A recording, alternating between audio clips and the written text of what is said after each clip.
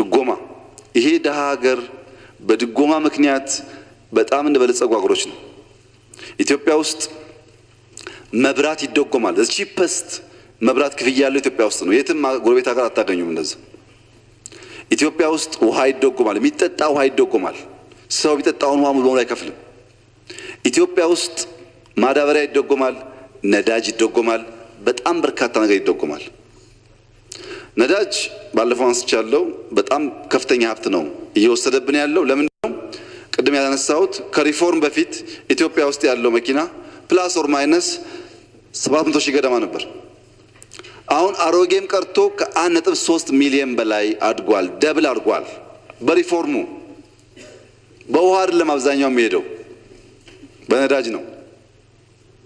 ይሄን በአዲሱ ሪፎርም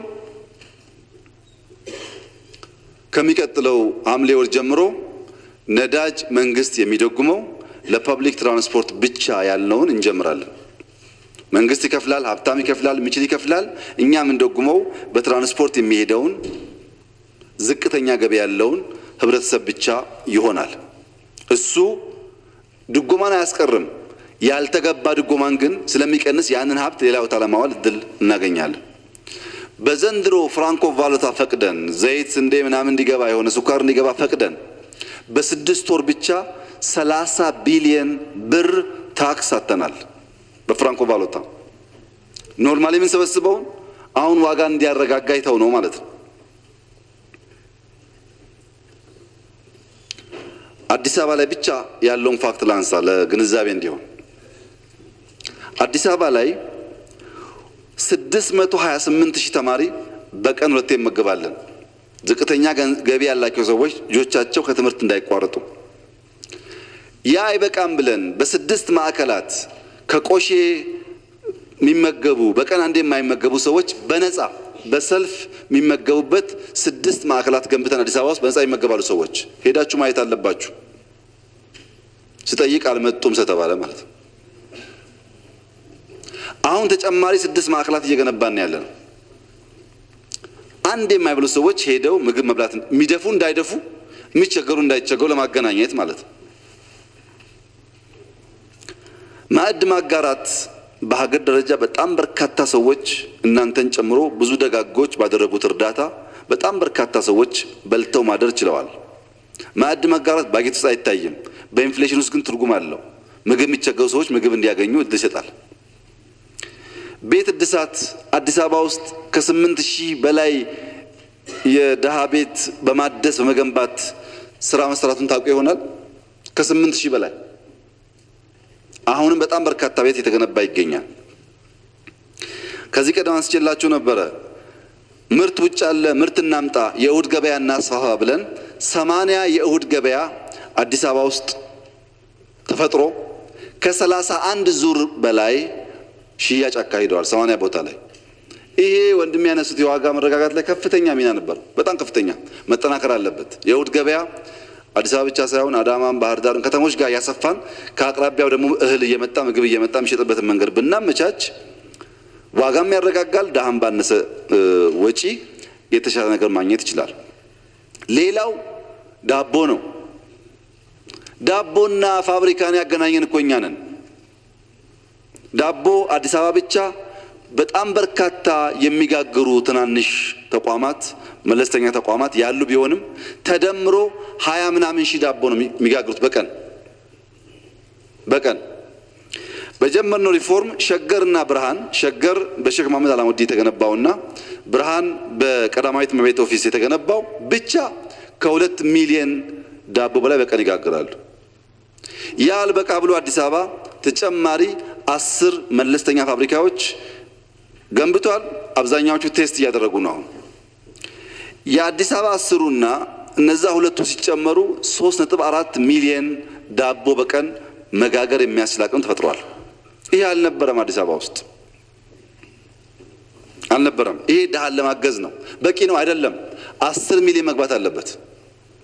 ትናንሽ ፋብሪካ አብዝተን ስንዴ ምርት አብዝተን ዳቦ ሰው የማይቸገርበትን መንገድ መፍጠር አለብን። ጅማሮ ግን ተስፋ ሰጪ ነው። ከ20 ሺህ 3 ሚሊዮን ማስገባት ቀላል ነገር አይደለም። ከ3 ሚሊዮን 6 ይቀላል ከ20 ሺህ 3 ከማስገባት ይሄ ብቻ አይደለም እኮ ኢንፍሌሽን መጣ ብለን የጓሮ አትክልት ብለን የጀመርነው ዘመቻ እንዳያችሁ ቤተ መንግስት ብቻ እኮ ከ200 በላይ እናቶች በ15 ቀን በ20 ቀን ይወስዳሉ እኮ እየመጡ ቤተ መንግስት ብቻ ቸርቹ ቢሰራ ሃይ ስኩል ቢሰራ መስጊድ ቢሰራ ፓርላማ ቢሰራ ሁሉ ሚኒስቴር ቢሰራ ሁሉ ክፍለ ከተማ ቢሰራ ምን ይመጣላችሁ ደግሞ አስቡ። ሁላችን ብናመርት አዲስ አበባ በጣም ብዙ ሰው ሳይቸገር ሊበላ ይችላል። ቢያንስ እኛ በልተን ሲተርፈን ሳንደፋው ሰዎች ይበሉት ነበር ቢያንስ። ይሄ ቅድም እንዳነሳው ስራ ይፈልጋል። በድምሩ ኢንፍሌሽን የሚባለው ጉዳይ ኢትዮጵያ ውስጥ በማክሮ ሞክረን በከፍተኛ ደረጃ ቻሌንጅ ያደረገን ነገር ከመሆኑ በተጨማሪ ዓለም ላይ የተፈጠረው ነገር የኛ ውስጥ ውጊያ የውጭ ውጊያ ተጨምሮ በጣም ከፍተኛ የሆነ ጫና ፈጥሯል። ያን ለመቋቋም ምርትን ለማስፋት በከተማም በገጠርም የተደረገ ያለው ጥረት ተጠናክሮ መቀጠል አለበት። ሁላችን መልፋት አለብን። ክፍት ቦታ ማየት የለብንም።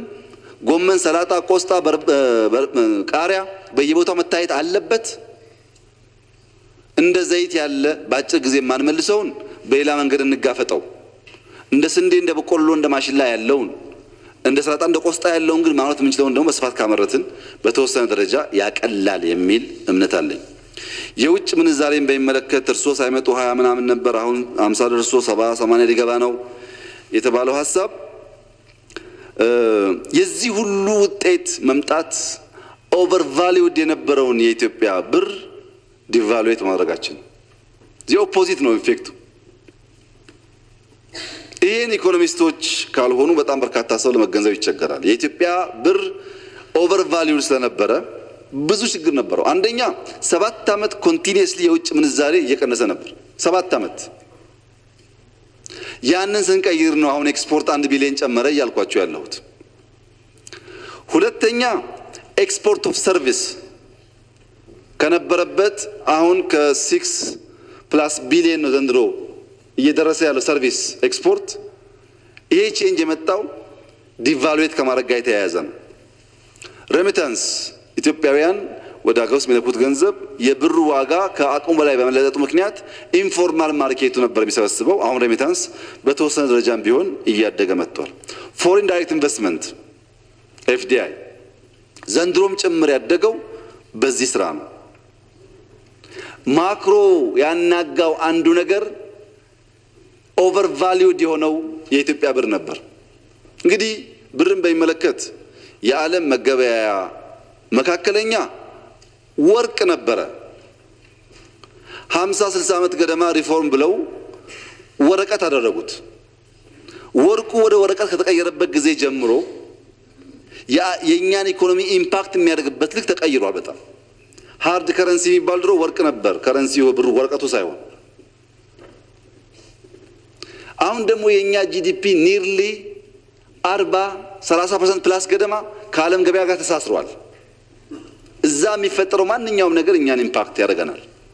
ኦቨርቫሊውድ በመሆኑ ምክንያት የተፈጠረው ችግር አንደኛው ዕዳ መክፈል ነው። ዘነጋችሁት እንጂ 58.6-59% ገደማ ከጂዲፒ የኢትዮጵያ ሀብት ዕዳ ነበር። ሪፎርም ሲመጣ ውጊያም ብንዋጋ ኮሮናም ቢኖር ይሄ ሁሉ ጉዳይ ቢኖር 58.6 የነበረውን የኢትዮጵያ ዕዳ ወደ 51.5 አወርደነዋል።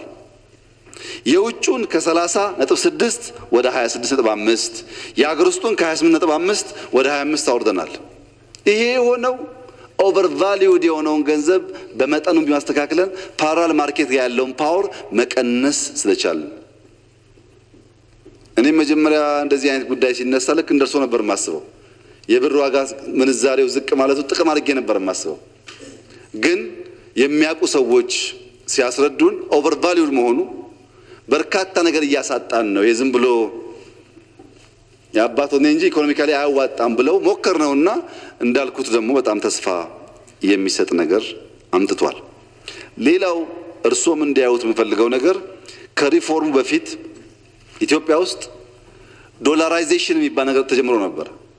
ለውሃም ለጥርስ መፋቂያም አብዛኛው ነገር የዶላር ከዱባይ ከምናምን መግዛት በጣም እየበዛ ነበር። ፓራል ማርኬቱ ብዙ ሀብት ስላለው መንግስት ይቸገራል። ግን አብዛኛው ሰው ደግሞ በሀገር ውስጥ ምርትን ቢኖር በዶላር ይጠቀም ነበር። ጥርሴን አሞኛል ታክሜ ልምጣ ይላል። ያ ዶላራይዜሽን እየቆየ ሲሄድ ኢኮኖሚያችን የሚያናጋ ስለሆነ ዲቫሉዌት ማድረጋችን አሁን ባለው ሁኔታ ውስጥ ኢኮኖሚ ያነቃቃ እንጂ የጎዳ አይደለም። ይህ እንደተጠበቀ ሆኖ የተከበሩ የምክር ቤት አባል በአፍሪካ ውስጥ የትም አገር ቢዞሩ የትም አገር እንደ ኢትዮጵያ አይነት ፓብሊክ ኢንቨስትመንት የሚያደርግ አንድ መንግስት አያገኙም። አንድ መንገድ 22000 እያልኩት የቆመ ኮይሻ አሁን 40% ደርሷል። ቆሞ የነበረ በስኳር ቅድም ያነሳሁት አለ። ህዳሴና ኮይሻን ብቻ ብንተው በቃ ዘንድሮ ኑሮ ውድነት አለ የዩክሬን ውጊያ ነው ብለን ህዳሴና ኮይሻን አንድ አመት ብናቆም $1 ቢሊዮን ሴቭ እናደርጋለን። ይሄ ሁሉ ፐብሊክ ኢንቨስትመንት ሳይቆም የሚሄድበት ዋናው ምክንያት ማክሮ ጫውታ አለው። ማክሮ ላይ ብዙ ነገር አሳክተናል። ኢንፍሌሽን ነው የከበደን። እሱን ደግሞ በምርት ማቅናት ይኖርብናል ህዝቡ እንዳይጎዳብን እንጂ ዲቫሉዌት መሆኑ እርሶ እንዳነሱት አይነት ኢምፓክት ያለው አይደለም በኢኮኖሚ እይታ ሲታይ። ከዚሁ ጋር የእህል ዋጋን በሚመለከት እህል ዋጋ ጨመረ ያሉት ቅድም ያነሳኋቸው ዋጋ የሚያረጋጉ ጉዳዮች እንደተጠበቁ ሆነው ግን ችግር እኮ አለ። 5000 ትራክተር ተጠቅመናል ስንል ገበሬው ድሮ የማይገዛውን ነዳጅ ይገዛል ማለት እኮ ነው። ድሮ ሳር አብልቶ የሚያርሰውን አሁን ነዳጅ ይገዛል። ነዳጅ ዋጋ ደግሞ ካሊፎርኒያን እንኳን ቢወስዱ ካሊፎርኒያ ነዳጅ ስለሚያመርት ከሪፎርም በፊት $3.45 ፐር ጋለን የነበረው ዛሬ 9 ምናምን ሆኗል። 3 እጥፍ ካሊፎርኒያ ውስጥ እያመረቱ 3 እጥፍ አድጓል። የዛ ኢምፓክት አርሶ አደሩ ላይ ያርፋል፣ ነዳጅ ስለሚገዛ ማለት ነው። ማዳበሪያ ወንድሜ እንዳነሱት በጣም ዋጋው ጨምሯል። ምርጥ ዘር ዋጋው ጨምሯል። ግብአት ዋጋው ሲጨምር አርሶ አደሩ የሚያወጣው ምርት በዛው ልክ ዋጋውን እንዲጨምር ያስገድዳል። ሌላ ግን ሆርዲንግም አለ። ቅድም በኮራፕሽን ያነሳሁት የኛ ልጆች በየደረጃው ያሉ የመንግስት ሹመኞች አርሶ አደር ያገዙ እየመሰላቸው አትሽጥ አታውጣ ዋጋ ይጨምራል እያሉ ሆርዲንግ ያበረታታሉ። ምርቱ እያለ የማይወጣ አለ። ምርት ኖሮ ዘንድሮ ብቻ እንደው ቁጥሩን አልናገርም በደንብ ማጥራት ስላለብን ቀላል የማይባል ቁጥር ስንዴ ወደ ጎረቤት ሀገሮች ወጥቷል። ኮንትሮባንድ ዘንድሮ በህጋዊ አይደለም፣ በኮንትሮባንድ ይወጣል። ሆርዲንግ አለ። አጠቃላይ የግብአት ዋጋ መጨመር አለ። ሞስት ኢምፖርታንት ደግሞ የዌጅ መጨመር አለ። አርሶ አደሩ ስንዴ ሽጦ ልብስ ይገዛል፣ ስንዴ ሽጦ ዘይት ይገዛል። ዘይት ዋጋ ከጨመረበት አውቶማቲካሊ ኢምፓክት አለው ማለት ነው። ይሄንን ታሳቢ ማድረግ ያስፈልጋል። 1000 ብር ነበረ በሺህ ይቀጥል ካል አርሶ አደሩን ስለምንገለው ከሞተ ደግሞ አያርስልንም እና እሱም በሚደክመው ልክ ተጠቃሚ የሆነ እንዲሄድ። ነገር ግን ዝቅተኛ ገንዘብ ያላቸው ሰዎች ኢንካም ያላቸው ሰዎች ደግሞ ጭራሽ መኖር የሚታክታቸው እንዳይሆኑ መፍጨርጨር አለብን። እንስራ ነው መፍትሄው። ቁጭ ብሎ ጉርሻ የለም። እንስራ። ውጭ ስንዴ እንረስ፣ ከተማ ውስጥ ደግሞ ሰላጣ ቆስጣ እንረስ። ያኔ እየተረጋጋ ይሄዳል። ቁጭ ብለን ተጠቅሎ የሚጎረስ ጉርሻ ከጠበቅን ግን ከመለመን ነፃ መሆን አንችልም። ቅድም እንዳነሳሁት 10 ምናምን 20 ዓመት ናት ማክሲመም። ካሁን በኋላ ሂሳቡን አስተካክለን ሁላችንም መሮጥ ከቻል ሊቀየር ይችላል። ህዳሴ እንዴት እየሄደ ነው? ህዳሴ ይገርምሻል በጣም ጥሩ እየሄደ ነው። ከዛ ያለፈውን ህዳሴ በባህሪው ራሱ ስለሚናገር ራሱ እንዲናገር መተው ጥሩ ነው። የ10 ዓመት እቅድ በጣም በርካታ ፈተናዎች አሉ። እነሱን ተቋቁሞ ባቀደው መሰረት የብልጽግና ፋውንዴሽን እንዲጥል እንጠራለን። ጥረታችን እሱ ይሆናል። ክቡር ዶክተር ጫኔ ስለ ግድብ ያነሱት ያው መልሼዋለሁ። ግድቡ እርስዎም እንደሚያውቁት በጣም እየተፋጠነ ያለው ምርጫ ዴሞክራሲያዊ ያደርጋለሁ ብለው ነበር ስላሉት የዴሞክራሲ ምርጫ ውጤት ነው እርስዎም እዚህ መቀመጦ። ያው ድፍን ኢትዮጵያ እንደሚያውቀው ፐርፌክትም ባይሆን እስካሁን ከነበረው ምርጫ የተሻለ ምርጫ አካሂደን ነው እርስዎም እዚህ ያሉትና ያው እንዲህ ደግሞ ሂደት ነው እንደሚያውቁት። በሚቀጥለው ሞር ኢምፕሩቭ እናደርጋለን። እንደዛ እያለ የሚሄድ ይሆናል። ምርጫን በሚመለከት ሪፎርሙ መልሻለሁ፣ ወሰን መልሻለሁ፣ አሻግራችኋለሁ ወይ አሁንም ይላሉ ላሉት ይሄ ነገር ይጠፋውታል ብዬ ገምቼ አላቅም ነበር። ምክንያቱም ያኔ እኔ አሻግራችኋለሁ ያልኩት ሌጂቲሜት ምርጫ እስኪደረግ ድረስ ነው እንጂ ህዝቡ ወጥቶማ 5 ዓመት ካርድ ሰጠን እኮ ዋይት ፔፐር 5 ዓመትማ ምንም እኮ የሞተ ነገር እሱን ረስተን ለሚቀጥለው መዘጋጀት አለብን። ምርጫ አድርጎ ለሊት 9 ሰዓት ተሰልፎ ካርዴ እንዳይጭበረበር ብሎ ከመረጠ በኋላ ማን ያሻግራል የሚል ጥያቄ ትክክል አይደለም እና በኋላም ከረፍት በኋላ ጸጥታን በሚመለከት በማነሳበት ሰዓት የናሽናል ዲያሎግ ጉዳይ ያነሳል። የፖለቲካችን ዋናው ችግር ሁሌ ሽግግር መመኘት ነው። ሽግግር በቃ ሞተ። አሁን 5 ዓመት